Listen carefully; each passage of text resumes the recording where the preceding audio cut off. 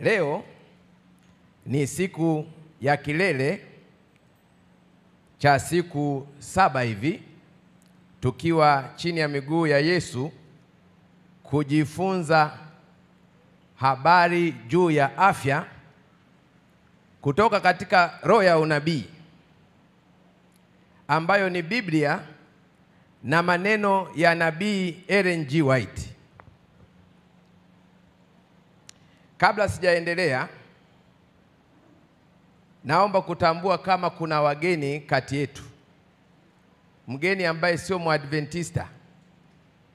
Kulikuwa na zawadi imeandaliwa na idara ya roho ya unabii na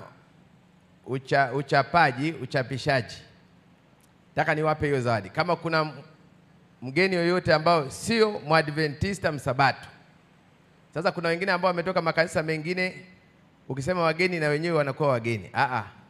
Wewe kama msabato hapana. Yule ambaye sio Mwadventista msabato anyoshe mkono. Kuna zawadi yake. Kuna wawili kule nyuma. Hapa ndani kuna mmoja pale. Kuna mwingine pale kwa Jekunia. Naomba muwape zawadi. Sasa kitabu hiki tunachowapa, kimoja wapo utakachopata kinaitwa Huduma ya Uponyaji, Ministry of Healing. Ni kitabu cha hela nyingi, zaidi ya 10,000. Jamani, Bwana Yesu asifiwe sana. Ila kama umekuwa mgeni leo, umebahatika. Bahatika utapata zawadi hii. Hiki kitabu, baadhi ya kurasa zake ndizo ambazo nimekuwa nikihubiri. Na nimekuwa nikisoma hiki kitabu, kina matumaini makubwa. Kina kutia moyo, umekata tamaa, umeugua sana, uombeje, uleje, uenendeje, uvaeje. Jamani, Bwana Yesu asifiwe sana. Hiki kitabu hiki. Kwa hiyo ukipata hiki, hongera. Lakini kuna kitabu kingine kinasema Healthful Living au kuishi kiafya. Kimetafsiriwa sasa, hiki hapa kiko hapo kwenye ABC yetu hapo, ambacho kinasema mambo mazuri, kanuni za afya. Kwa nini tunaugua? Kwa nini tule mboga mboga na matunda? Na kwa nini turudi Edeni? Kwa nini tusipendelee sana vyakula hivi vya kukaanga ambavyo ndivyo vimekuwa common sasa hivi? Hiki ni Ellen G. White, maono aliyoyaona 1863 na kuendelea mpaka alivyokufa 1915. Jamani, Bwana Yesu asifiwe sana. Sasa ningewasihi washiriki tununue kitabu hiki tukisome, alafu tukigawe. Tununue, tukisome, tukigawe. Shida yetu ni kwamba hatusomi siku hizi. Kwa hiyo hata neno likisemwa, mtu akihubiri hapa, unasema huyu mbona naye anahubiri mambo ambayo kwani anatuambia mambo hayo? Sasa mtu anakuwa kituko mbele za watu ambao walipaswa kuwa wanayajua na kusema amina, amina, amina. Jamani, Bwana Yesu asifiwe sana. Kwa hiyo tusome kitabu hiki, kuishi kiafya. Kipo kwa Kiswahili. Kama una Kimombo, utakuta Kimombo chake pale na utabarikiwa. Vitabu hivi vinauzwa hapo kwenye ABC yetu. Leo ni siku ya Sabato, hatuwezi kununua wala hatuwezi kuuza. Lakini fika pale katikati ya wiki, fika pale baada ya Sabato, nunua kwa ajili ya familia yako. Soma na utabarikiwa sana.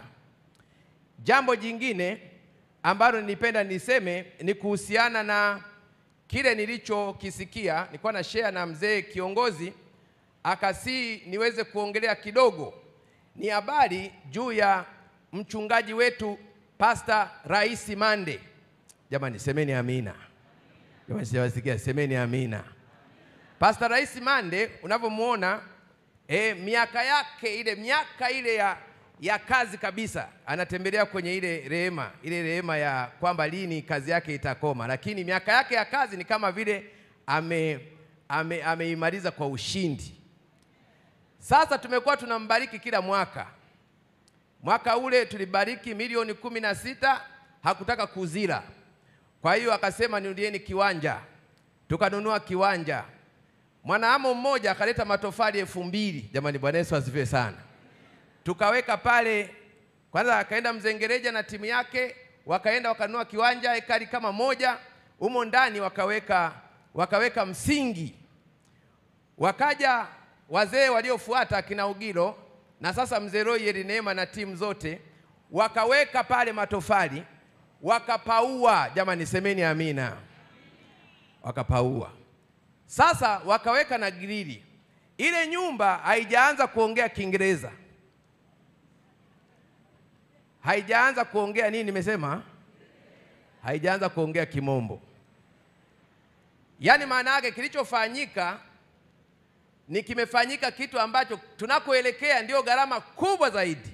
Haijaanza kusema tiles, gypsum, haijaanza kuongea. Kwa hiyo inabidi tumbariki huyu mzee, tumbariki jamani, tumbariki. Sijawasikia tumbariki. Hebu sijawasikia tumbariki. Huyu ni wale wasomi walioacha kazi zao wakaja kumtumikia Bwana. Kama nyumba angejenga, mimi nimejenga, mimi sihitaji hela zako, sihitaji. Mimi ninafanya kazi, nimebarikiwa, mimi nahitaji kubariki watu. Na wewe kila Jumamosi unasikia maneno ya Bwana hapa. Ukitoka kule unakula vizuri, tena una gari kubwa nzuri. Lakini yeye ni kale kasehemu anakopewa kama zaka kale, asomeshe, afanye nini, na biashara nayo anaambiwa wewe unafanya biashara sana mchungaji, wewe utembelei watu. Kwa hiyo inabidi atembelee watu, hata biashara hamna muda. Na akipata muda biashara nayo hajazoea, anapata vya sala labda na nini, na watu wengine washiriki wanaomba, wanalala kule kwake, na kila wakati mchungaji nipe. Na kwa sababu ya moyo wa kichungaji anatoa. Sasa katika maisha yake historia mnaijua kwamba hapo katikati alitoa fedha zake kutibu mama yetu ambaye amelala. Sasa hela zikaisha zote. Sasa tumbariki ajenge nyumba yake, akitoka Mwenge aende akicheka na kufurahi.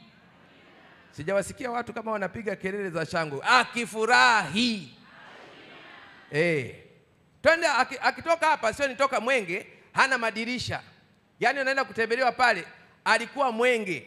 Tumebarikiwa, magari yetu makubwa tumebarikiwa. Sasa tunaide kusema nambariki mchungaji kasehemu, unaenda unatoa tu kasehemu 10,000, 1000 ngapi, toa hela mchungaji akae pazuri. Kwa napita kwenye nyumba, kuna nyumba moja nilipita ya mchungaji mmoja, ukiwa unashuka huku chini, ukitoka Mbezi pale Mbezi pale Tankibovu, ukishuka kule chini nenda ukaone sasa. Yaani ukisogea unasema hii ni ya mchungaji hii. Na yule mchungaji unakuta hata mafungu, yani tuseme pastor wetu mafungu yanaweza akawa yamenyooka zaidi. Yamenyooka zaidi, lakini yule amebarikiwa kwa namna inavyoonekana. Na wasi katika jina la Yesu, tarehe 1 tutakapokuja hapa, wiki ile nyingine tumbariki, na kwenye magrupu huko tufanye kitu, tumbariki mchungaji wetu, tumbariki kweli kweli. Tumbariki kweli kweli. Jamani, tumbariki kweli kweli. Na naomba nisome fungu moja tunapokuwa tukiendelea.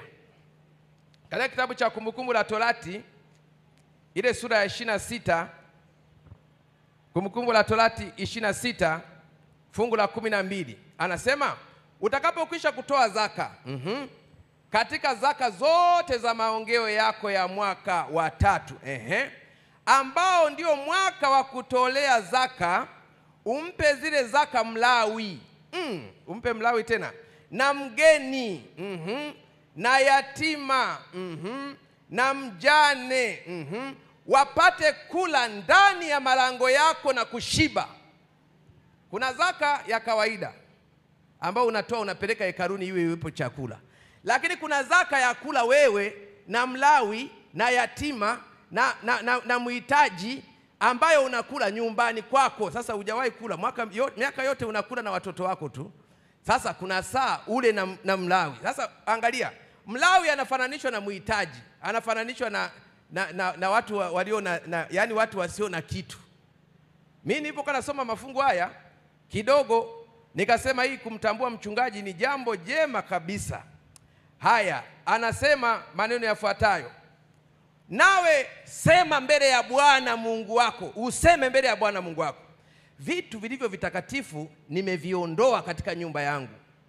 Vitu gani? Vitu vilivyo vitakatifu nimeviondoa katika nyumba yangu.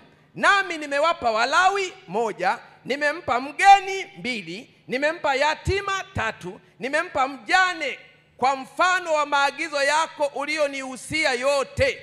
Sikukosa katika maagizo yoyote, wala sikuyasahau. Katika vitu hivyo sikula wakati wa kukaa matanga mimi, wala sikuviondoa nikiwa na unajisi, wala sikutoa kwa ajili ya wafu. Katika vitu hivyo sauti ya Bwana Mungu wangu nimeisikiliza. Nimefanya yote kama ulivyoniamuru. Uangalie kutoka makazi yako matakatifu mbinguni, uwabarikie watu wako Israeli na nchi uliotupa kama ulivyowaapia baba zetu, nchi imiminikayo maziwa na asali. Jamani, Bwana Yesu asifiwe sana. Kwa hiyo hii ni conditional pia. Unapombariki Mlawi inarudi. Yaani unasema nilifanya nikambarikia Pastor Mane, nikambarikia. Sasa ukumbuke unibariki. Baraka za Bwana zimeandikwa hapo, sio tu katika kuonea huruma, lakini katika kuhakikisha kwamba Mlawi halalamiki, akaipana anasema, sasa jamani, ile kazi niliacha, si ningekuwa na kazi ile ningekuwa na nyumba nzuri. Yaani sasa ningekuwa, sasa tufanyeje mama? Hebu nenda kule, sasa sijui tutafanyaje. Yaani sasa Mungu anaanza kulia, na sisi kule baraka haiji. Bwana atubariki tunapojiandaa kwa tarehe 1 kwa ajili ya kazi hiyo nzuri ya kumbariki mchungaji wetu. Jina la Bwana libarikiwe sana. Wapenzi, jina la Bwana libarikiwe. Basi tuombe kidogo.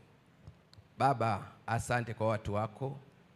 Asante kunipa nafasi kusimama tena kanisa la Mwenge. Asante kwamba utakuja kama ulivyokaa kati yetu miaka yote, na leo tena utakaa katikati yetu saa hii tu. Ulitukuze jina lako na watu wako wakakuone, kwa jina la Yesu, amina. Wiki nzima tumekuwa tukijifunza habari juu ya afya. Afya. Chakula gani ni chakula bora?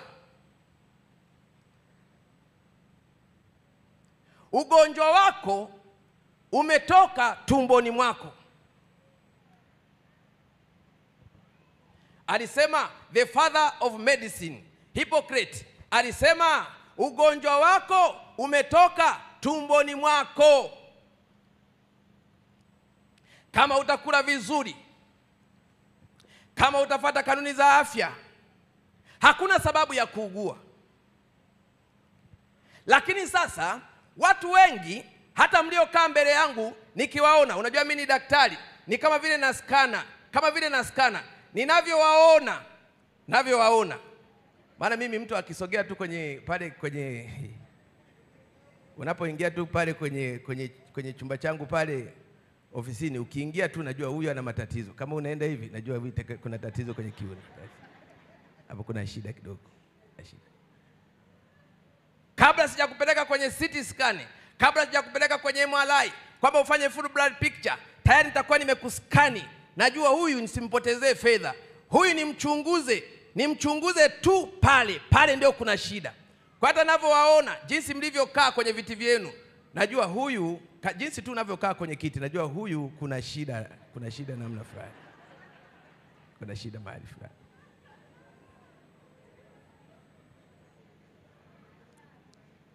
Kama watu wa Mungu wangerudi kwenye diet tuliyopewa na Bwana, wakarudi kabisa kwenye chakula kile cha kwanza tulichopewa na Bwana, pasingekuwa na haja ya kuugua. Kweli kwa sababu ya dhambi huenda ingetokea kidogo, madhara yakatokea. Lakini magonjwa mengi unayoyaona ni kwa sababu ya glutoni, kwa sababu ya ulafi, kwa sababu ya ulevi, kwa sababu ya masumbufu ya maisha haya, kwa sababu ya kula vibaya, ndio maana tumeugua. Makanisa yamejaa. Na wewe nataka nikwambie, ukitaka kuwa na kanisa kubwa, na upate fedha nyingi, na upewe sadaka nyingi, wewe anzisha kanisa linalosema ukikanyaga tu pale umepona. Yaani ukikanyaga tu kile kibweta umepona. Magonjwa yote umepona. Watu watajaa pale. Tena utashangaa watu wanaacha bunge, wanaacha hata yani patakuwa wazi huko maofisi yote. Watu wanakuja pale kama kikombe cha babu, wanywe tu angalau wapige kikombe kinachoponya kila kitu. Wataenda mawaziri pale, wataenda viongozi wakubwa, matajiri, na tena maskini utasukuma huko, maana wenyewe wana mabodyguard. Watakusukuma huko waende wakakipiga kile kikombe, maana watu ni wagonjwa, watu ni wagonjwa. Ila juma hili tumejifunza kurudi kule ambako Mungu alisema tufanyeje tupate kuwa na afya tupone.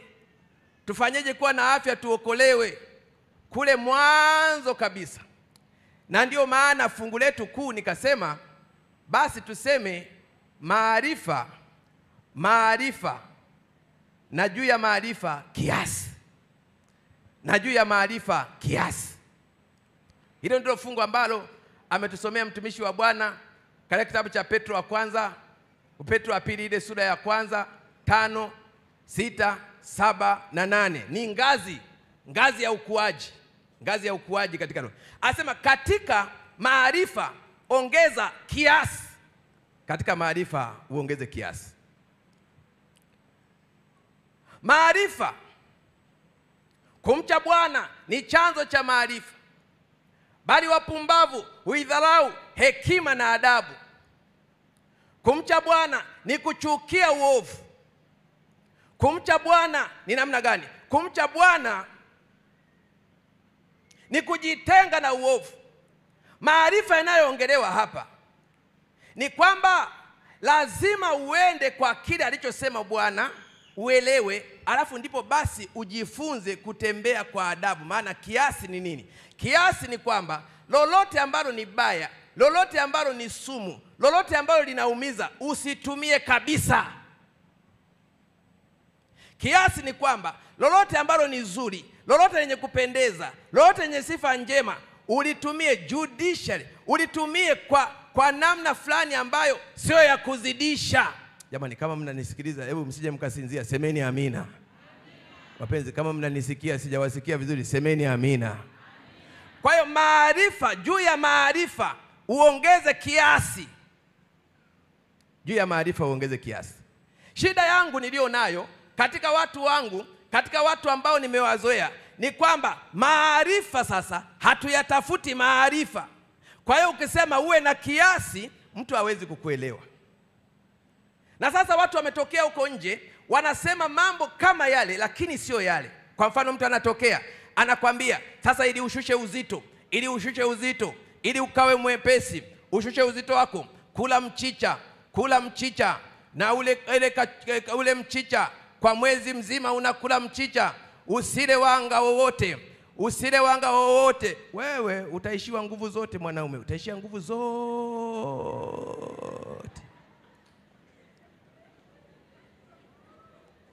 Hata siku moja nikakutana na mtu mmoja pale, ameshika bakuli, nikamwambia mtu wa Mungu, nini hiyo? Anasema tunapunguza uzito. Kasa unapunguza uzito ndio namna gani hiyo? Kwa nini usije kuniuliza? Mimi si daktari, niko hapa. Nimeambiwa ni kila mchicha mwezi mzima nitapunguza uzito. Nina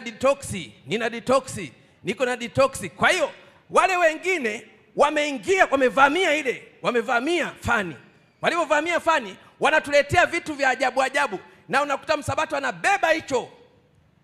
Hata mimi siku moja na mimi nilitoka nacho kimoja, nikafikiri kwamba kinani. Baadaye nilivyosoma nikaachana nacho. Maana nilikuwa namwambia mke wangu pale nyumbani, weka maharage mezani. Yaani mimi nakula maharage tu, hakuna ugali, nakula maharage. Akaniambia, vipi, elimu yako umetupa wapi? Unaanza kuleta matatizo. Daktari, umeanza kuleta matatizo gani tena? Namwambia maharage ndio kila kitu. Nakula maharage mengi pale. Nikala wiki ya pili, wiki ya tatu nikala, mwezi mzima nikala. Baadaye nikasema mbona najisikia kama nguvu zinakuwa sio zenyewe, zile nguvu zote kama sio zenyewe. Kama sio zenyewe. Baadaye nikaenda nikapima figo, kapima mwili wote. Kweli damu ilikuwa imeongezeka, maana damu ilikuwa 14. Kapima kabisa, kaona kabisa ni kinga iko vizuri, ndio nimepima. Lakini kaja nikapima ile figo creatinine na urea. Nilipopima creatinine na urea nikakuta urea iko juu na creatinine iko normal, lakini normal kwenye level ile ya 90 ngapi pale. Nikasema hii si ni azotemia hii? Si hapa kuna dalili figo, tunaanza kuharibu figo hapa. Naanza kuharibu figo hapa. Nikasema hebu ngoja nibadilishe ile diet. Nikaenda nikamwambia mama, ugali uko wapi? Jamani, Bwana Yesu asifiwe sana. Ugali uko wapi? Akasema vipi? Elimu imeanza vipi? Tena leo unakula. Anasema tengeneza ugali, dona ile tengeneza. Piga dona. Nikaachana na hiyo, nikapunguza kabisa maharage. Nikaenda baada ya wiki nikapima tena, creatinine normal, urea normal, kila kitu kiko normal na nguvu zilikuwa ziko imara. Jamani, Bwana Yesu asifiwe sana. Nguvu zilikuwa imara. Kwa hiyo kiasi tumeambiwa na watu huko, kula hivi, kunywa hivi, na sasa imekuja. Tulivyokujifunza siku ya kwanza tukasema wanga ndio chanzo cha nishati. Wanga ndio chanzo kikuu cha nishati. Na tukaona ya kwamba kama alivyosema Bwana, kitabu cha Mwanzo ile sura ya kwanza fungu la 29, Mwanzo 1:29, anasema tazama nimewapa ninyi miche yote ambayo ina mbegu. Miche yote ambayo ina mbegu, hiyo ndio chakula chenu. Na miti yote ambayo ina matunda, hiyo ndio chakula chenu. Kitakuwa chakula chenu, kitakuwa pia chakula cha wanyama. Sasa wanyama wanakula kile chakula, nguruwe wanakula kile chakula, kuku wanakula kile chakula. Na wakati fulani nguruwe wanasagiwa mahindi mazima. Wanasagiwa mahindi mazima. Yaani mtu anaenda ananunua mahindi gunia ngapi kwa ajili ya nguruwe tena zima. Lakini yeye anaenda anayakoboa yale mahindi, anachukua kale kandani kale kawanga, ndio anaanza kula. Baadaye anaambiwa wanga mbaya, wanga mbaya. Sasa wewe unakula wanga gani? Wewe unakula wanga ambao umekobolewa. Ndio mbaya. Ule mbaya ni uliokobolewa. Lakini wanga ule wa kuchukua mahindi ukayasaga yale mahindi, halafu yale mahindi ukishayasaga yako safi kabisa, ukayatengeneza ugali. Jamani, nimesema nini Wajita? Nimesema nini ndugu zangu? Ugali. Jamani Wasukuma, nimesema nini ndugu zangu? Ugali. Dr. Jekonia, si umesikia nimesema nini? Ugali. Nimesema ugali. Babu zetu walikula ugali. Wale wakale walikula ugali. Na zamani yalikula majamaa yale ugali, yakawa magiant yenye nguvu kabisa na akili njema. Memory iko vizuri, memory. Utaliuliza babu yako, babu yako, babu yako, babu yako, babu yako, yatakwambia. Siku hizi memory imepotea. Yaani mtu hata babu yake au babu yake ameshasahau, haelewi. Kumbukumbu anasema nimesahau. Sasa unasahau nini? Una miaka 25, wewe unasahau nini? Una matatizo gani unasahau? Miaka 25 unasahau nini? Chakula kimekuwa dhaifu, ni kweli, kwa sababu ardhi imekuwa dhaifu. Ardhi imekuwa dhaifu, kwa hiyo haileti mfyonzo wa kile chote kinachotakiwa. Lakini juu ya kile ambacho kimekuwa dhaifu, bado tumekikoboa. Tukaondoa vyote vile vya juu. Tukajifunza ya kwamba ukila nafaka kamili,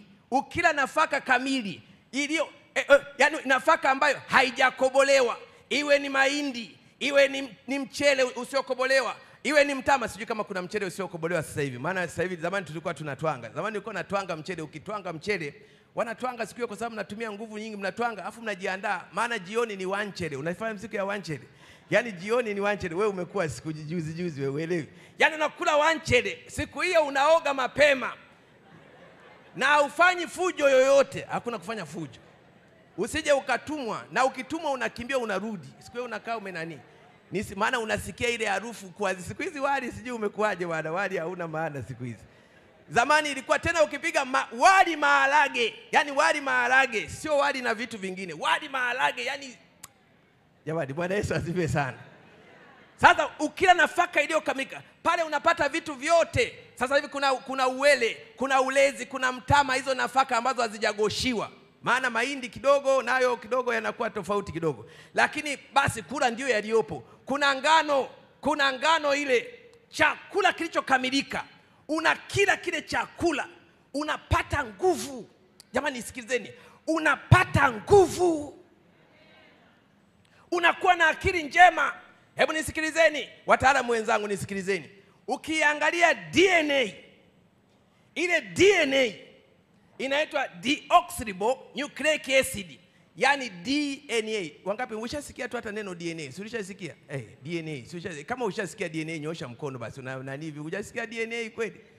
Ka DNA kweli hujasikia?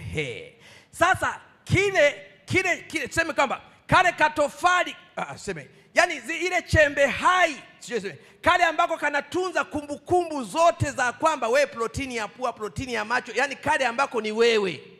Kale ambako ni wewe. Kale kakinasaba ka wewe. Hako kakinasaba mgongo wake au backbone yake. Tuseme kwamba yani tofali la msingi la kale kakinasaba limeandikwa ribose. Limeandikwa nini? Ribose. Hebu tushirikiane, limeandikwa nini ndugu zangu?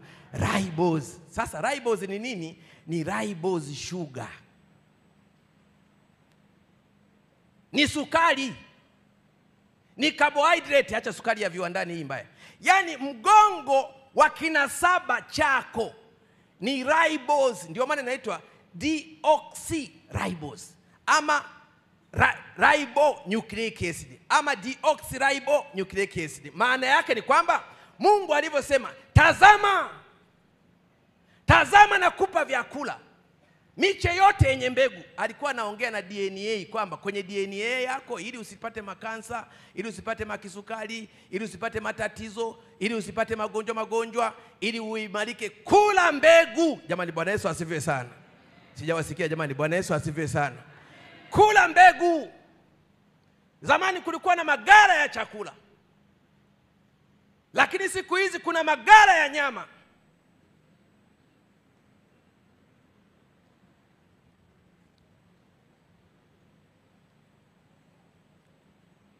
Mungu aliongea na DNA, aliongea na RNA, aliongea na uhai wangu kwamba najua na kujua. Mimi ndio nimekuumba na kujua. Mungu anasema na kujua. Ili uweze kuendelea, usiugue, usiyumbe, usizeeke mapema. Na kupatia hiki ndicho chakula chenye kukujenga. Mbegu na matunda yenye mbegu ndio chakula. Na Mungu akisema, ujue hiyo ni sheria. Jamani, Bwana Yesu asifiwe sana. Mungu akisema hiyo ni sheria. Na ndio maana tunakuja na neno nasema kuna sheria za asili.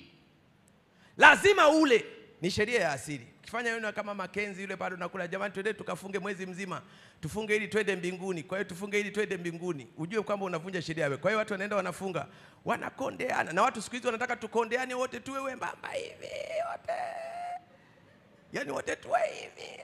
Sasa wewe wote tunaweza kuwa hivi wote tutembee. Hasa nani atasukuma matroli nani atasukuma sasa? Yani wote tumekuwa. Wote tumekonda, usiwe na nani chochote. Na wengine wanakonda kabisa paka wanakufa, anakonda tunataka kadani. Yani wana obsession na mwili. Kuna watu wana obsession na mwili. Akiona tu kafuta kidogo kameongezeka, ni dili na aka. Wameniambia ni dili na aka. Nani amekuambia kwamba kila ukiongezeka kidogo wewe hakikisha damu iko safi, umekula vizuri, hakikisha hakuna pressure, hakuna mafuta mabaya, halafu utakuwa na afya. Jamani, Bwana Yesu asifiwe sana. Na Mungu anasema utakapokula na kushiba. Kuna watu siku hizi awali na kushiba wanakula tu kidogo. Tusije tukanenepa jamani, tusije tukanenepa. Yeye anatuachia mzazi tusije tukanenepa. Sasa una matatizo gani? Wewe umeanza kuwa na matatizo gani? Biblia inasema utakapokula na kunenepa na kushiba, na utakaponenepa yeshuruni, ukinenepa usimsahau Bwana, usipige teke. Sasa siku hizi watu hawashibi, hawanenepi. Mimi sisemi uwe kibonge sasa hivi, yani natembea hivi kibonge na kwa natembea hivi. Lakini kuna ule yani kauso kako kanavutia. Jamani, Bwana Yesu asifiwe sana. Sio huyu Mordekai ukimwona huyu amekula dona. Jamani, Bwana Yesu asifiwe sana. Jamani, Bwana asifiwe. Wapenzi, Bwana asifiwe. Ukila mbegu kamili, ile mbegu kamili, hiyo mbegu ndani yake kuna wanga. Na wanga, hebu niambie, katika mbegu nini nyingi? Ni wanga ama ni protini? Kwa hiyo Mungu ana akili kuliko wewe au wewe una akili kuliko Mungu? Ukila mbegu hivi hindi, kingi ni wanga. Hiyo ndio biology ya kwanza. Yaani that's a simple biology. Cha kwanza wanga ule mwingi.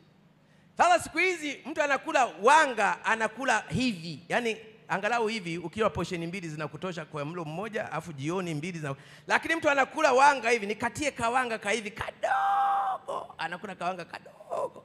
Kama ni sembe kula kadogo, maana sembe sio chakula, walao sembe ni wazembe wote. Wanaokula sembe wote ni wazembe. Kwa hiyo unaweza ukala tukasembe kadogo, maana ni chakula cha wazembe. Lakini wale watu ambao wanakula chakula, unakula mpaka mwili unasema hakuna njaa duniani. Jamani, Bwana Yesu asifiwe sana. Wapenzi, Bwana Yesu asifiwe sana. Na unapokula unashiba huku unausikilizia hivi vipi? Hivi BMI vipi? BMI vipi hapa? BMI nafikiri BMI hapa. Itakuwa BMI unapunguza kidogo. Jamani, Bwana Yesu asifiwe sana. Sio wewe umekondeana hivi, umekondeana bado unaendelea tu nipe ka hivi, unaendelea tu umekondeana tu unaenda hivi, utapata hata utapoteza kumbukumbu.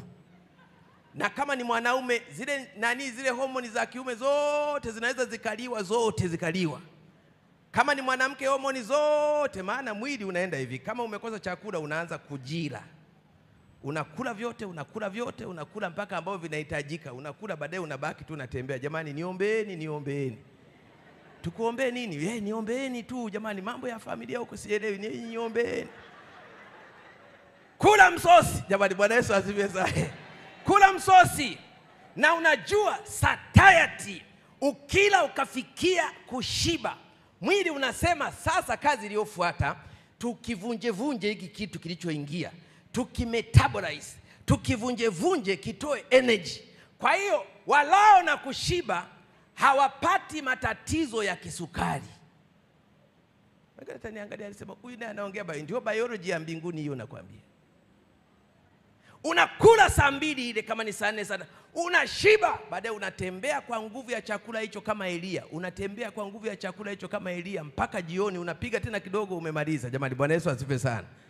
Shida yetu unakula hapa saa 2 saa 3 saa 4 na jana niliwaambia kwamba ukila saa 2 sukari inapanda. Nimesema nini ndugu zangu? Sukari inapanda. Na sukari ikipanda, insulin nayo inafanyaje? Inapanda. Kwa hiyo sukari imepanda na insulin nayo imepanda. Insulin itakiwa iwe hapa. Sasa insulin imepanda iko hapa. Sasa insulin inashusha sukari, inatakiwa ishushe sukari, kazi yake ni kushusha sukari. Inaanza kushusha sukari wakati sukari haijafika chini na insulin haijafika chini, umekula tena hindi tamu hili la kutoka Majita kabisa hili hindi. Unakula tena hindi. Haya, unatoka pale sukari imepanda, insulin inafanya kazi, ishushe ile sukari ishushe. Wakati anasema I see, yani miogo ya nyumbani hii, unaiona miogo ya nyumbani, imeshapanda tena vile imepanda. Sasa unajikuta wewe ulikuwa na level ya insulini hapa ndio level ya insulini yako. Wewe umeipandisha hapa, maana saa 2 umekula ikapanda, saa inashuka, saa 3 inataka kunani, saa 4 inataka kushuka. Umepandisha tena inataka kushuka tena, ukidani pale unataka kushuka. Sasa ukija hospitalini tunakupima, tunasema hebu tumpime huyu mtu, tumpime sukari. Tukimpima sukari nasema sukari iko juu. Haya, tumpime na insulin iko juu. Haya, naomba niwape mtihani. Sukari iko juu, ila mimi sina saa. Sukari iko juu na insulin iko juu. Jawabu lake? Kumbe mmesoma biology. Jamani, sukari iko juu na insulin iko juu. Jawabu lake? Mbona muongei? Diabetes ndio hiyo. Na hiyo ndio type 2 diabetes. Yaani insulin inakuwa juu kila wakati mpaka ina resist. Kwa hiyo inaitwa insulin resistance. Na wewe unaambiwa hivi, acha kula sukari, itakuletea nini? Itakuletea kisukari. Sukari inayoleta kisukari ni hiyo ya ajabu ya kiwandani, unga uliokobolewa. Lakini ukipiga ile dona yako, jamani, Bwana Yesu asifiwe sana, ugali ukaupiga ule pale, baadaye ukatembea kwa nguvu ya kile chakula, insulin inapanda. Ukishapiga ugali, insulin nayo inapanda. Saa 2, saa 3, saa 4, saa 5, saa 6, saa 7, saa 8, saa 9, saa 10, insulin imesha baadaye insulin ikifika hapa chini, basi imemaliza, glucagon inatoka pale. Kisha toka glucagon nasema nguvu imepungua, tuchukue glycogen, mafuta yale ya kwenye ini yanaanza kutolewa, yale mafuta yanatolewa, kwa hiyo hakuna fatty liver, yanatolewa yale ile stored glucose inatolewa pale, ile glucose inatolewa inamwagwa kwenye damu. Kama ukiendelea kidogo masaa 8 nasema hata glycogen imeisha, twende kwenye mafuta. Inakuja kwenye mafuta machafu yale LDL, VLDL, sijui na nini yale yote unaambiwa ma cholesterol mabaya, inayala yale. Kama utaenda masaa 8 unashangaa hata cholesterol hauna. Jamani, Bwana Yesu asifiwe sana. Lakini umepiga ugali. Jamani, Bwana Yesu asifiwe sana. Bwana sijawasikia jamani, Bwana asifiwe. Wapikieni akina baba ugali, piga ugali.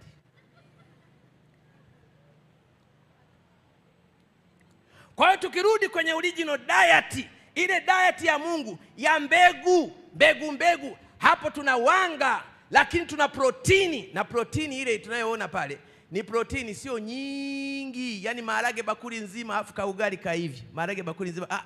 Protini tuliambizana kwamba protini, unaona kiganja hiki, protini 0.8 gram mpaka 1.2 gram, hizo zinakutosha kwa siku, kwa kilo, mara kilo per kg kwa kilo zako.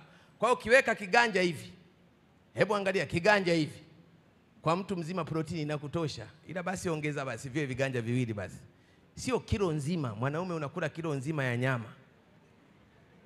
Alafu figo zikigoma unasema kwamba niombeeni figo maana unajua protini ukivunja inatokea kwenye figo. Yaani kila ukivunja protini inapita inachujwa na figo. Na wewe ndio unapiga maprotini tena unapiga manyama nasema paka na yale manyama unapoyapiga unakuwa sasa, yani una excite. Ukisha excite unakuwa kama sasa unakuwa kama lolote linalofuata, yani unakuwa kama mnyama, yani kama mnyama, na mtu na hasira zinakuepo. Mama akileta nini hoja, yani umeshashiba na jicho linatoka. Hata tukikupa mafungu usome unakuwa hata uendi vizuri. Lakini ukila kile chakula vizuri, kinajenga ile DNA, kinajenga deoxyribonucleic acid, na ile DNA kinajenga pia RNA, inajenga protini nzuri, inajenga mifupa mizuri, inajenga neva nzuri, inajenga akili nzuri. Unakuwa mtu wa Mungu ambaye anatafakari neno kwa usahihi. Jamani, anatafakari neno kwa usahihi. Hapo utapata mafuta. Mafuta sasa jamani, hapo ndio shida mafuta. Watu wanapenda mafuta, na mimi niwaambie mafuta ya mimea yameongezeka, si ndio? Siku hizi tunakula nini? Sijui nini, sunflower, nisitaje majina ya biashara za watu. Sunflower, nini. Kuna sani nyingi zipo sani, si ndio? Lakini pressure imeshuka. Magonjwa ya pressure yameshuka. Magonjwa ya moyo yameshuka. Kwa nini hayajashuka? Wakati nyama umeacha na magonjwa ya moyo yameongezeka. Kwa nini? Kwa sababu yale mafuta hayako cold pressed, yani hayako cold pressed, hayajakamuliwa bila joto. Yani yanapitishwa kwenye moto hivi afu baadaye ndio yanapitwa na nani. Kwa hiyo sio mafuta ya kawaida. Yamegoshiwa. Na mafuta yaliyogoshiwa, sasa mnisikilize vizuri watu wa Mungu. Hauli nyama, hauli mambo mengine yoyote, lakini unakula mafuta ya mimea mengi, utakuwa na matatizo kama yale ambaye ya mtu wa kawaida, kwa sababu haya mafuta yameharibiwa. Na mimi nawashauri turudi kwenye mstari, na kurudi kwenye mstari ni hivi: tafuta mafuta ambayo yamepresiwa. Zamani wazazi wetu walikuwa wanafanyaje? Wanachukua zile karanga, zijiwe la kusagia, wanafanya hivi. Ama wanachukua nini? Wanachukua kinu, wanatwanga mpaka karanga inatoa. Kama ufuta unatoa mafuta. Siku hizi mafuta ni mengi. Yale ya Singida kabisa, original Singida, siku hizi hata siyaoni. Na ndio maana kumekuwa na allergy nyingi. Angalia hiyo allergy ulionayo, uwezekano wa kwamba inaambatana na mafuta ni mkubwa. Kwa sababu omega 6 ikiwa nyingi ukilinganisha na omega 3, ile ratio ya omega 6 kwa omega 3, yani mafuta yale ya mimea yana omega 6 ambayo pia ni monounsaturated fatty acid, yakizidi ile omega 3, omega ile yani mafuta yanayotokana na samaki, yanatokana na chia seeds, yanatokana na ile nini inaitwa walnuts yale yakiwa mengi yanaleta allergy, yanafika natoa kitu kinaitwa prostaglandin, yanafika na baadaye unaanza kujiwasha, ukila kidogo tu unajiwasha, unashangaa mbona tumekula tu kidogo. Na yale yakipikwa sasa ndio yanazidi kuharibika, na yakipikwa zaidi yanaleta kansa. Watu wameanza kusema tunakula nini sasa hapa jamani? Tunakula nini? Rudi kwenye original diet. Jamani, Bwana Yesu asifiwe sana. Rudi kwenye original diet. Mafuta, tumejifunza habari ya mafuta. Mafuta mazuri ni mafuta ambayo hayapatikani kwa kuchemshwa ili yapatikane. Sijui mmenielewa lugha hiyo. Yaani kama ni karanga, unazikamua zile karanga, unazikamua, unatoa nini? Unatoa mafuta. Kama ni alizeti, unaikamua hivi ikiwa mbichi, unaikamua hivi mpaka inatoa mafuta. Hiyo alizeti. Lakini hata hiyo alizeti usitumie alizeti nyingi, kwa sababu alizeti ikiwa nyingi ndio omega 6 hiyo.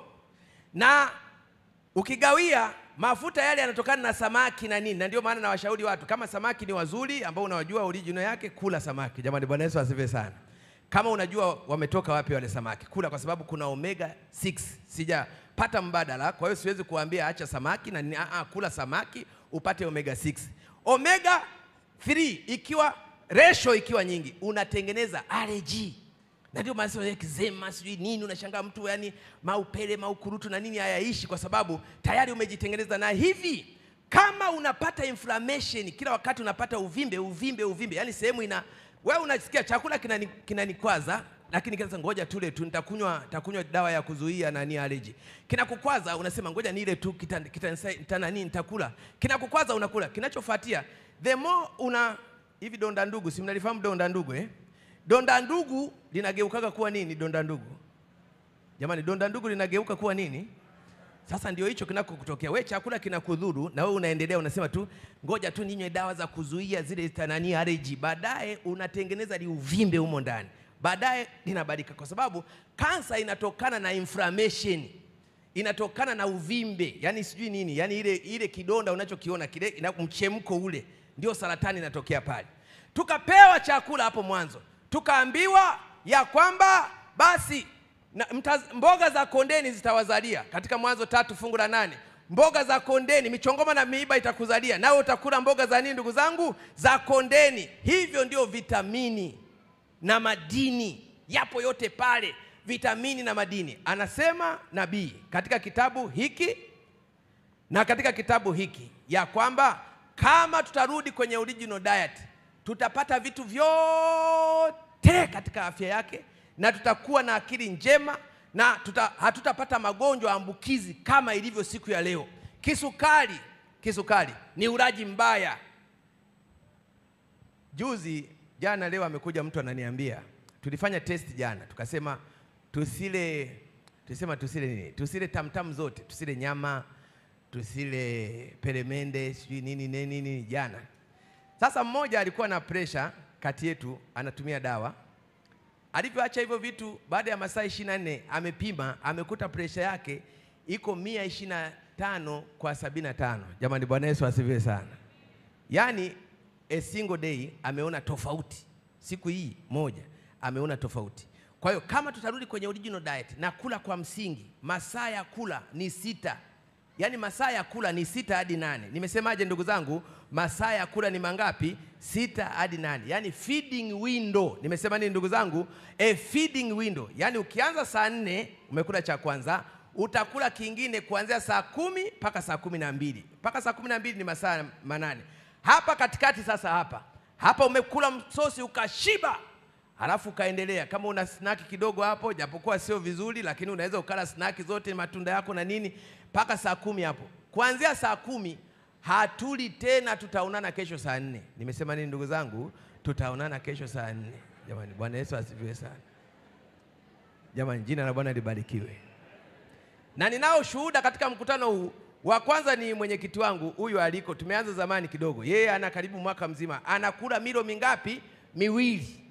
Kadhalika mimi nakula milo mingapi? 2. Na mimi ni surgeon, mimi ni bingwa surgeon. Hivi nasimama kwenye operation hivi, na saa la kwanza, la pili, la tatu nipo, la 4 kama uvimbe hautoki nipo, la 5 nipo, la 6 nipo. Kuna dada mmoja tulikuwa nafanya naye operation, akaanguka huko, wakaenda kumpa glucose. Mimi nipo tu naendelea tu, na nimekula mlo mmoja, nakuja kula tena jioni. Jamani, mimi mnanionaje? Niko vibaya au vipi? Nyie mnavyoniona niko vibaya? Na nawaambia hivyo kwa sababu tangu mwaka 1998 sijaonja nyama ya ng'ombe, ya mbuzi, ya kondoo, sijaionja, hata mchuzi wake sijauonja.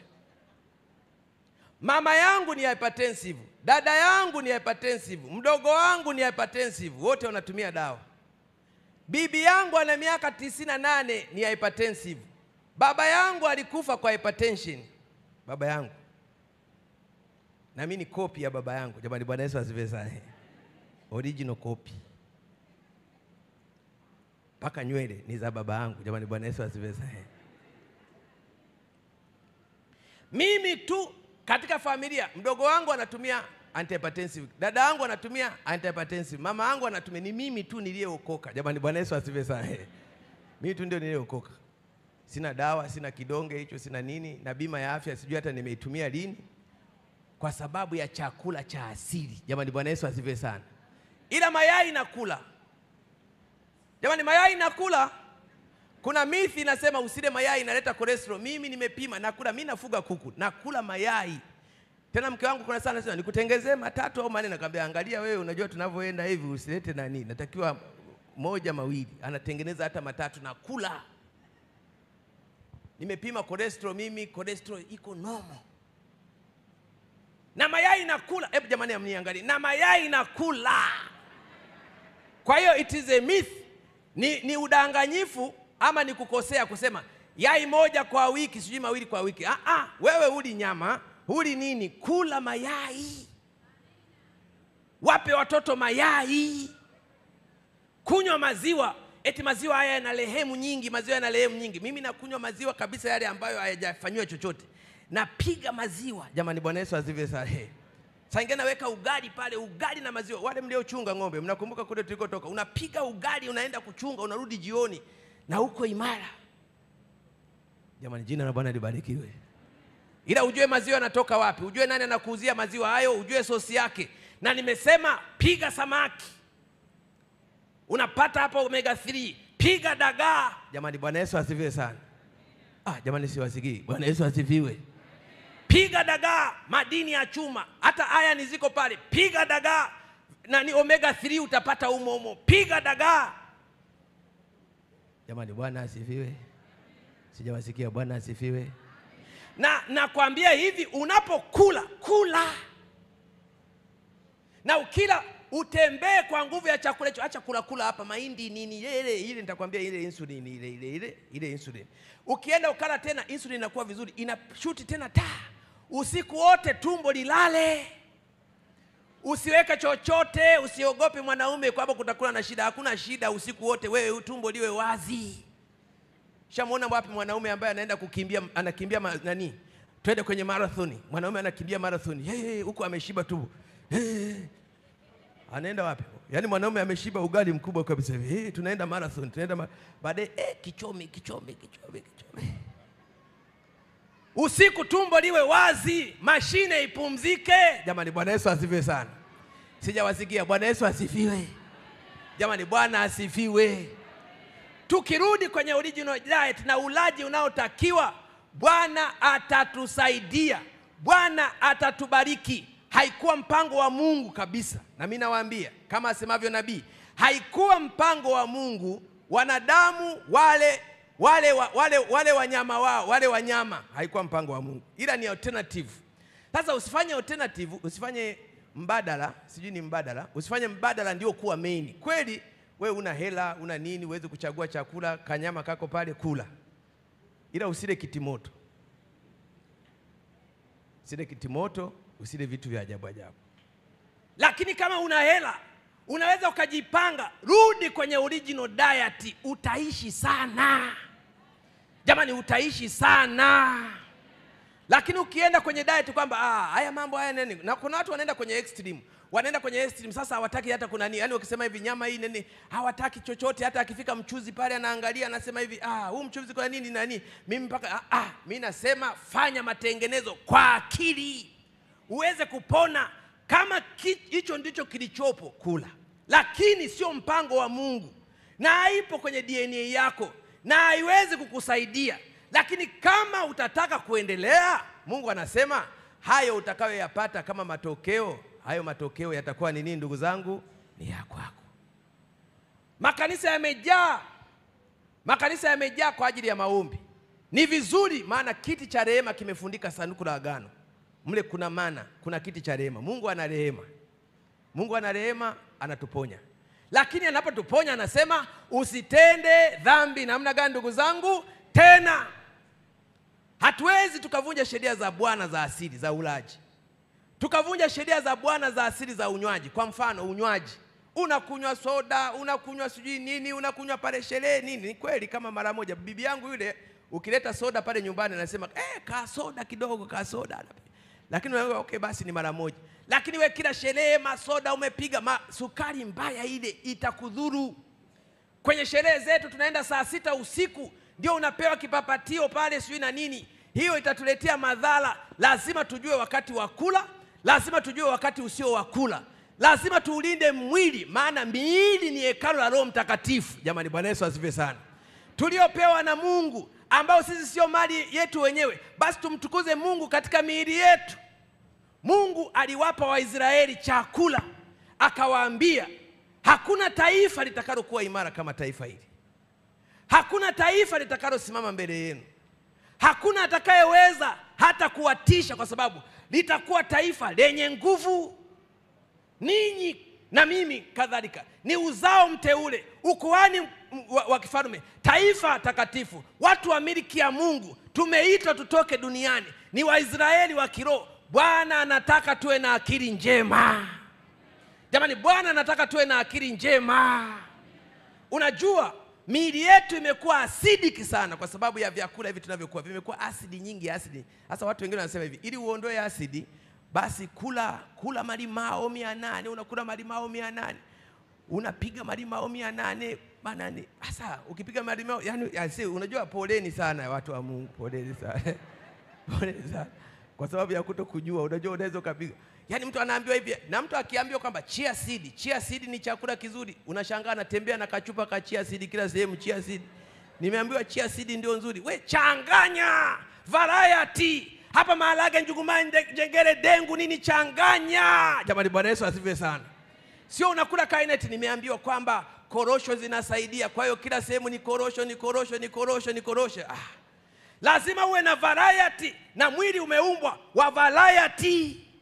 Muda usingetosha kuambia kimoja, lakini nielewe nisemavyo. Turudi kwenye original diet. Wasabato tumekuwa ni watu wenye hekima na afya, lakini sasa tumeanza kufundishwa na wasioamini. Wale ambao waliambiwa kwamba msile kama hao, nimewatenga kutoka katika mataifa hayo yalikula hivi yakaangamia. Mimi nimewatenga ninyi msile nyamafu, ninyi msile najisi, ninyi msinywe kitu kibaya. Lakini utakuta Waadventista nao wanasema huenda imekosewa. Rafiki yangu mmoja akaniambia, chai ni debatable. Unywaji wa chai na kahawa ni debatable. Bado tunafanyia uchunguzi. Mimi nataka niwaambie, kuwa na kiasi ni kuacha sumu zote. Chai haifai. Jamani, Bwana Yesu asifiwe sana. Sio chai nyingine ya chai. Chai ya majani ya chai. Chai ya kahawa haifai. Mbona hamsemi amina? Mnainywa nini ndugu zangu? Mbona hamsemi amina? Chai ya majani ya chai haifai. Jamani, Bwana Yesu asifiwe sana. Ina stimulate mwili, inakuamsha, unajisikia kama niko vizuri, unasoma. Baadaye ukimaliza hapo katikati ndio unaanza kusinzia tena, baadaye unapiga chai tena, niko nini, unasoma. Hata unaelewa kweli wewe? Unaelewa? Maana unaposinzia sijui unakuwa weki kwenye ile memory, weki kabisa kwenye long term memory. Kwa sababu chai ina kustimulate, ina stimulate tumbo, ina stimulate ubongo. Kwa hiyo unajikuta uko kwenye state ya excitation. Baadaye ikiisha ile acetylcholine ikiisha pale, baadaye unakuja tena umenani hivi, umerudi unakuwa kama depressed, unataka tena. Kwa hiyo inakuletea addiction. kadhalika Coca-Cola inaleta addiction, kadhalika Pepsi Cola inaleta addiction. Na rafiki yangu mmoja aliniambia, siwezi kuishi bila Coca-Cola. Yaani ka Coca-Cola baridi nipate kidogo. Nataka niwaambie tuna kwenye mstari wa Bwana. Jamani, jina la Bwana libarikiwe. Wapenzi, jina la Bwana libarikiwe. Sijawasikia jamani, jina la Bwana libarikiwe. Na ndio maana dunia imekuwa na fujo. Dunia imekuwa na ugomvi. Ndoa haziendi vizuri kwa sababu watu wamekuwa ni watu wenye hasira, watu ambao wanapenda msisimuko. Na ukienda hata kanisani, ibada tulivu haina maana. Ibada tulivu haina maana. Tena ukija na ibada hapa, unaongea kama nani, sauti yako hata haina nani, anasema Bwana asifiwe. Watu hawasikilizi yale maneno yale. Bwana asifiwe. Hajui kuongea huyu, ngoja tulala kule. Haichangamshi hiyo, inachangamsha hiyo, haichangamshi. Umeona huo muziki wanaimbaje wale? Wanaimba mbona wamepoa sana, wamepoa sana. Tunataka mdundo wende mkubwa. Kwa sababu tuko kwenye state ya excitation, yani tuko hivi. Na watoto hata ukienda kwenye kambi la watoto ukafika ukasema haleluya, haleluya, haleluya. Naye ametoka wapi huyu hapa? Paka useme ya. Yaani paka uchangamshe. Akitoka pale anapoa besau yote. Turudi kwenye original diet. Bwana anataka tupone. Bwana anataka kutuokoa. Bwana anataka kuturehemu. Bwana anataka tuwe kizazi cha kuhubiri habari njema. Huu ni waimbaji wamesema Yesu anarudi, tumaini la vizazi linakuja. Jamani, Bwana Yesu asifiwe sana. Kwa kuwa Yesu anakuja, basi imetupasa sisi kuwa watu wenye afya. Hivi ndugu zangu niwaambie, ukiwa na saratani unahubiri injili? Jamani, ukiwa na saratani unahubiri kweli injili? Kwa mfano una kisukari kabisa kile kimekomaa, unahubiri kweli injili? Ama pressure imepanda, utaongea kama mimi na sauti hivi, pressure imepanda. Kwa sababu unaweza pressure imepanda, unaweza ukaanguka tu. Nimekuona rafiki. Unaweza ukaanguka chini. Turudi kwenye afya njema. Turudi kwenye mstari wa ulaji. Basi asema Wakorintho wa kwanza 10:31, basi mlapo au mnywapo ama mfanyapo neno lolote, fanyeni yote kwa utukufu wa nani ndugu zangu? Wa Mungu. Usile kushiba, kula kwa akili. Hebu usiongozwe na ile hamu, ile tamaa. Hamu ndio inakuongoza. Kula kwa sababu hicho kilichomo kinakuletea afya. Jamani, Bwana asifiwe. Yaani zile higher centers ziongoze zile lower centers katika kufanya maamuzi ya chakula. Kwa hiyo akina mama huko nyumbani, fanyeni maamuzi mazuri ya chakula. Chakula kiwe kitamu, kisiwe na chumvi nyingi, kisiwe na sukari nyingi. Maana sukari inafanya mambo mabaya, inapunguza kinga ya mwili. Sukari inaleta mambo ya kisukari. Sukari inakufanya hata watu unashangaa familia yote sukari wanakuwa wanaongea tu. Yaani hata kabla hajasikia anaongea hata kabla hajasikia. Yaani wanakuwa wote ni kielele kwa sababu sukari, yani anaongea tu. Yaani hawatulii kwa sababu ya sukari. Sukari ina excite nerve, haifanyi mtu lii. Hakuna kusikilizana. Baba akiongea na mama ameongea, basi ni fujo tu pale. Baba akiongea hajamaliza, nimeshakuelewa unakoelekea wewe, unakoelekea. Nimejua tu unakoelekea.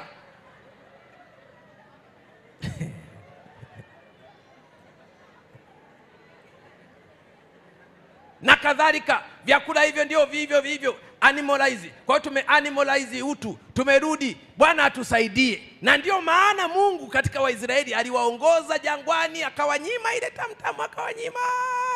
Katika kitabu cha Kumbukumbu la Torati sura ya 8, ili hawajaribu waone kuna nini humu. Wakaanza kumwambia Bwana, leta ile Bwana, iweze nani, leta bwana, leta na kachumbari, leta na nini, binzari, leta. Yaani tunataka binzari, tunataka tu excite tumbo. Na ukiexcite tumbo, una excite nini? Hii tunataka pilipili manga. Hizo ndio spices mama yetu ameongea. My spices, pilipili manga na nini. Tunataka ile atujisikii, atuchangamki.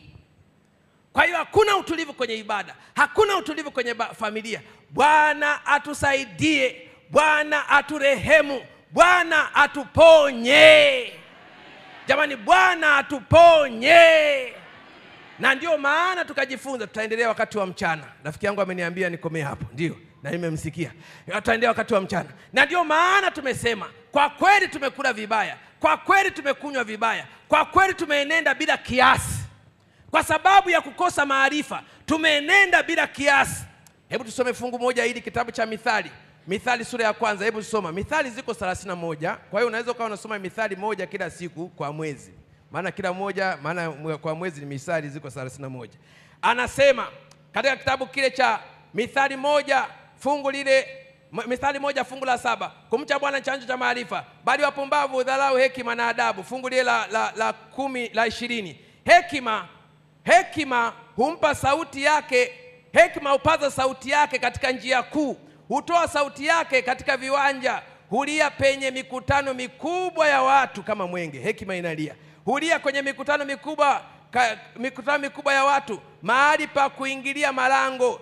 Enyi wajinga, hata lini mtapenda ujinga, na wenye dharau kupenda dharau yao, na wapumbavu kuchukia maarifa? Geukeni kwa ajili ya maonyo yangu, tazama nitawamwagia roho yangu, na kuwafundisheni maneno yangu. Kwa kuwa nimeita nanyi mkakataa, nimenyosha mkono wangu asiangalie mtu, bali mmebatilisha shauri langu, wala hamkutaka maonyo yangu. Mimi nami nitacheka siku ya msiba wenu, nitadhihaki hofu yenu ifikapo kama tufani, na msiba wenu ufikapo kama kisulisuli. Dhiki na taabu zitakapowafikia, ndipo watakaponiita, lakini sitaitika. Watanitafuta kwa bidii, wasinione, kwa kuwa walichukia maarifa, wala hawakuchagua kumcha Bwana.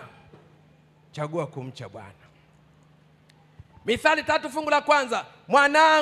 Mwanangu, usidharau sheria yangu, bali moyo wako uzishike amri zangu, maana zitakuongezea wingi wa siku na miaka ya uzima na amani. Jamani, Bwana Yesu asifiwe sana.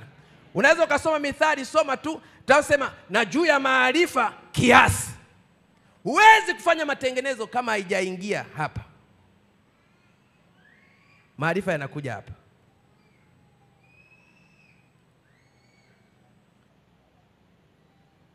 Na ukiwa na maarifa hapa, unaweza ukasema no. Alichotuondolea shetani pale Edeni ni kuondoa ile will power, ile nguvu ya kusema no, ile nguvu ya kukataa, ile nguvu ya kukimbia uovu. Hicho ndicho shetani, sio tu kwamba alituingiza dhambini, lakini akatuondolea ile will power. Na Yesu akaja pale Edeni akasema, ewe Adamu uko wapi? Naweka uadui kati ya wewe na huyu shetani. Yani Mungu alikuja kuleta ile will power, akaweka uzio kwamba ni kweli amekutawala, lakini hata kutawala jumla, naweka uzio. Jamani, Bwana Yesu asifiwe sana. Ndio maana amri 10 zinaanza kwa neno usi. Ubongo wa mbele, prefrontal cortex. Hii prefrontal cortex ni inhibitory in nature. Yani kazi yake ni kuzuia. Kama likija yeye inazuia. Yani unapoangalia kitu hivi yenyewe sema no. Kabla huku hapajakubali huku, yenyewe sema no. Ndio hii hapa prefrontal cortex hapa. Kwa hiyo ukitaka kama kuna kitu inasema no kwanza, alafu ndio mpaka ichakate iende huko motivational, kama alivyofanya mapigano. Uende kwenye motivational center, ulete kasa pale na nini. Watoto ndio mwanzoni wangesema hatujibu maswali. Lakini ukienda motivational center kule, inakuja ile motivational pale. Ikija pale inasema lakini saa ni nzuri, jibu swali, lakini saa ni nzuri, jibu swali. Basi ile inaenda kule, inatoka kwenye magidare, inaenda huko kwenye, sema bwana hebu kubali. Ndio ile prefrontal cortex inasema haya, nenda ukajibu swali. Jamani, Bwana Yesu asifiwe sana. Ndio maana Mungu katika amri 10 anaenda usi. Yani anakuja kuongea na ubongo wa mbele, endelea kukataa. Kataa uzinzi, kataa uwaji, kataa ulaji mbaya, kataa. Jamani, Bwana Yesu asifiwe sana. Sijawasikia jamani, Bwana Yesu asifiwe sana. Na mtu mwingine anasema mbona imejaa usi. Ndio hivyo. Anaongea na prefrontal cortex akisisitiza ukatae ubaya, kataa ubaya. Kwa hiyo kinachokuja lazima tukichuje kwanza. Hivi ni kizuri au ni kibaya? Hii tunaweza kula. Jamani, Bwana Yesu asifiwe sana. na zile sheria za asili, sijui nutrition, exercise, water, sunlight, rest, trust, temperance, trust in God, pamoja na hewa safi, zote hizo zimeundwa, ni sheria za asili kukufanya uwe na afya njema. Bwana tusaidie tunapofanya matengenezo ya afya, maana Mungu anataka tuwe na afya njema, anatutakia mema. Basi tumevunja sheria za Bwana, basi tumezivunja sheria za Bwana. Sanduku la agano lina kiti cha rehema. Sanduku la agano lina kiti cha rehema. Maana mle ndani kuna mana, ndio msosi huo ulaji nani. Hapo kuna amri 10 za Mungu, ndio moro. Amri 10 za Mungu, moro. Ile mana, natural laws, zote ziko pale. Zote zinasema ukinivunja, ukikataa utakufa. Sasa kuna kiti cha rehema. Jamani, Mungu atupe rehema. Watu wa Mungu, Mungu atupe rehema. Watu wa Mungu, Mungu atupe rehema. Wengine tumerithi tu, wewe umerithi kisukari, umerithi nini, umerithi hypertension, umerithi matatizo. Sasa tufanyeje? Si umesharithi? Sasa ndio tunakuja msalabani kwa Mwokozi. Kwanza tukifika tunasema, Baba utusamee kwa sababu hatukujua tufanyeje, tulitenda. Tumevunja sheria zako. Na tunaomba utusaidie tusitende dhambi namna gani tena. Tufundishe ulaji, tufundishe unywaji. Na ndipo Mungu anasema, nakuponya. Pona, usitende dhambi namna gani tena. Unatoka. Jamani, Bwana Yesu asifiwe sana. Unatembea kwa adabu.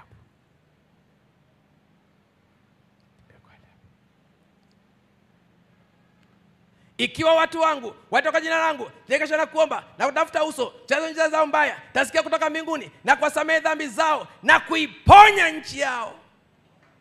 Kwa kuwa tumetambua kwamba tumeharibu hali ya hewa, Bwana yuko radhi kutuponya. Jamani, kutuponya. Lakini tunyenyekee katika miguu yake, naye atatukweza kwa wakati wake. Wangapi mchana wa leo wanasema nampenda Yesu? Nasema nampenda Yesu, lakini afya yangu kidogo mambo mengi. Penda Yesu. Hebu nione mikono yao, unampenda Yesu. Ila afya yako haiendi vizuri. Ni kweli umerithi, umekula vibaya, hujafanya mazoezi na nini. Ni inatokea, maana sasa hatukujua. Lakini sasa tunarudishwa kwenye diet ya original. Tuweze kula vizuri katika balance. Tuweze kukaa vizuri. Kama ni ombi lako hilo, iweke ahadi hiyo kwa Bwana kwamba unisaidie. Unisaidie. Wenda yuko mmoja kati yetu anasema, Bwana, mimi nataka nirudi kabisa. Mimi ni mgonjwa, nahitaji kwa rehema za Bwana nije hapo. Bwana ananijua, ninauma ugonjwa wa hatari, nauma ugonjwa ambao sijui imetokea wapi, imekuwa tu hivyo. Bwana naomba unisaidie. Bwana naomba unitunze. Bwana naomba uniponye. Bwana naomba unirehemu. Kama ni ombi lako wahitaji kupona, kwanza ukitubu mambo yako yote mimi siyajui, wewe utakuja pamoja nami hapa tupate kuomba hapa mbele za Bwana. Utasimama uje mbele za Bwana.